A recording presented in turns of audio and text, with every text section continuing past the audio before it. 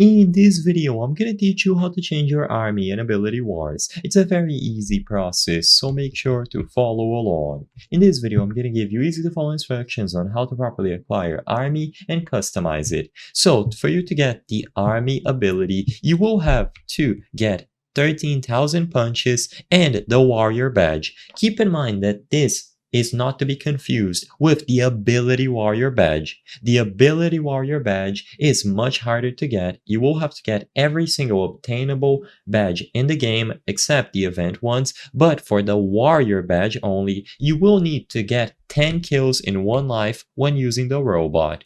So, all that you have to do is equip the robot, and it is one of the earliest things that you can unlock, and you have to get 10 kills in one life when you use your E ability. Afterwards, you will get the warrior badge, and once you get 13,000 punches, you will have access to army. So this is how you are able to get army. Now, it doesn't have any customization. So if you try to go over to the store and you get the specific game pass that allows you to change the ability teams, keep in mind that this is not going to work for army. It doesn't have any options related to materials or colors. So with this out of the way, you will be able to use army. The ability allows you to summon an army of 8 miniature warriors that resembles your player or avatar to attack enemies. The mastery allows the user to progressively strengthen their army, which can be unlocked by killing 500 players using it.